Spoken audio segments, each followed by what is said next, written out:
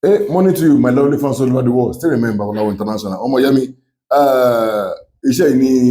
ẹ lọ wá iṣẹ́ yìí ni ló ń pè ní iṣẹ́ agbélépọ̀tà. Iṣẹ́ yìí ló ń pè ní iṣẹ́ agbélépọ̀tà. Agbélépọ̀tà tọ́ta bá pọ̀ fọmọ ẹ̀dá tí oṣó ń disturb ẹ tàjẹ́ ń disturb ẹ tó bá rí pé àwọn olórí gúrúpù kan wà yẹ pé ìkà ni wọ́n. Yálà babaláwo gbá yàrá lóṣèlú yálà aláfa yálà ìwòlíì yálà dáhùn sí yálà oṣó ni yálà jẹ́ ni wọ́n bẹ̀ sí sàṣẹ lójú ayé lójú àlá. Ọmọ ìyá mi kí ló máa lọ ṣiṣẹ́ agbélépọ̀tà yìí báwo ló fẹ́ ṣiṣẹ́ yìí ọmọ ìyá mi wá orí data rí báyìí tó gbó kò ní náà ló pọ̀ ọmọ ìyá mi wá orí data tó gbó ó bá ti ń ṣe fún ara ẹ máa ṣe fún ọmọ ẹ wá orí data àtàrí tó gbó tó yẹ kó tóbi dáadáa tó gbó kí ló máa ṣe wàá mú orí àtàrí yẹn wàá yọ gbogbo ọmọ inú ẹ wàá yọ sínú inú irú ike báyìí àbí kékeré tó bá kékeré tó wà àwọn irú àwọn ike tó máa transparent yẹn bó lè rí ìgẹ̀ àwọn ike cream yẹn it's okay ó bá ti wá yọ sí ọmọ ìyá mi kí ló fà á ṣe báwo ló fẹ́ ṣe tó bá ti wá ṣe bẹ́ẹ̀ yẹn wàá mú bá ti wá yọ sí tán má fẹnu fẹ́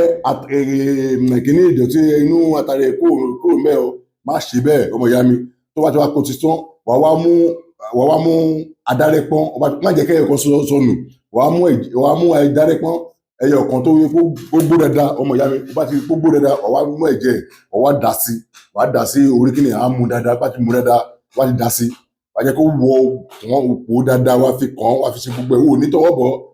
bọ̀ wàá lọ sa tó bá ti wá sa tó bá ti wá gbé ọmọ ìyá mi wàá fi ṣíbí ó bá ti wá kó ti gbẹ tán wàá fi ṣíbí gbé mu sórí ọlọ tó bá ti wá mu sórí ọlọ ọmọ ìyá mi kí ló máa ṣe wàá lọ akúná pẹ̀lú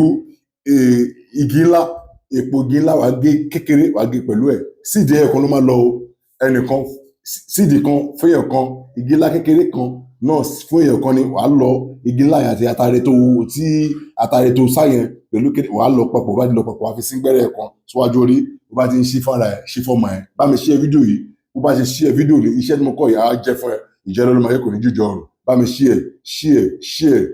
this is my number 081 222 14891 that's my number mo bẹ̀ ẹ́ mo rẹ̀ lóòótọ́ nọ́mbà mi ti lọ dáadáa bọ̀ ẹ má wọrí ó máa lọ ẹ má wọrí ṣé gbọ́ àdúrà gbọ́ náà láfi gbogbo wa ìbùkún ayé ìmọ̀jẹ́ gbogbo yẹ bá mi share fídíò yìí o share the video iṣẹ́ agbélépọ̀tà ni o tó